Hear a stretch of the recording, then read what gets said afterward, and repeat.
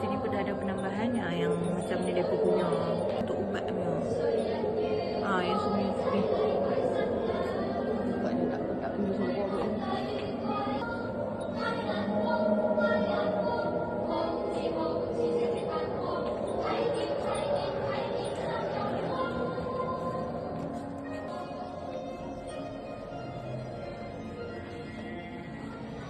So dekat sini selalunya akan ada orang.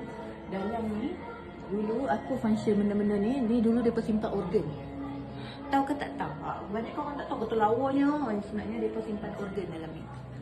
Bagi lah dia punya ni dia buat bagi nampak macam yang atas. So kita akan masuk kat dalam ni pun sama, dia punya dinding semua ada lembaran.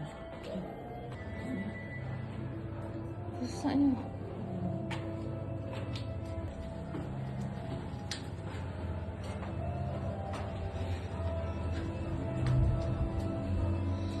Jom kita naik level 3 zombie attack yang saya kata tu, yang vibe dia link tu. Jom.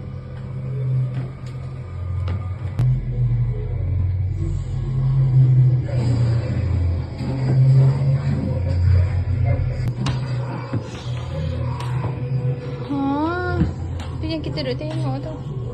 Masuk kat bawah ni, seorang boleh pakai baju kostum kat sana, seorang boleh keluar kat laut ni.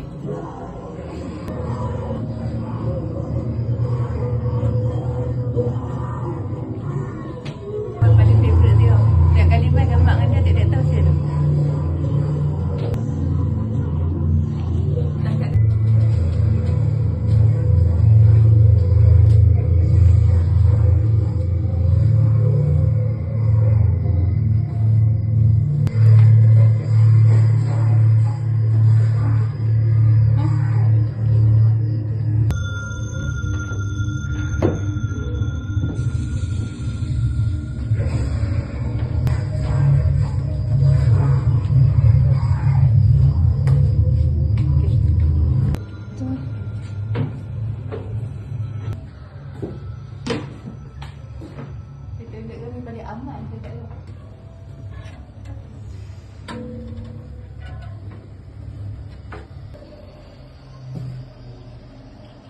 Kita nak masuk bahagian yang paling orang suka sekali lah, iaitu bahagian vampire lah, iaitu bahagian hantu western.